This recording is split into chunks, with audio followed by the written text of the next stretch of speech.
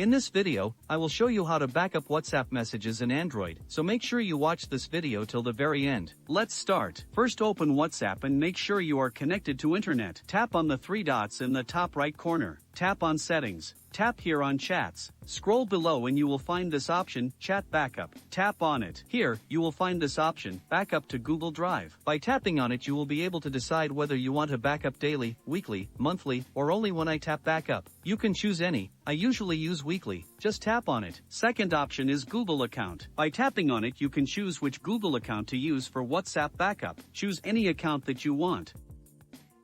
Leave the third option as it is. If you want to backup your WhatsApp videos also, then select Include Videos also. I have already selected it. After this, click here on Backup and your WhatsApp backup will start. This will take some time depending on the total number of messages and also your internet speed. I will highly recommend doing this over Wi-Fi.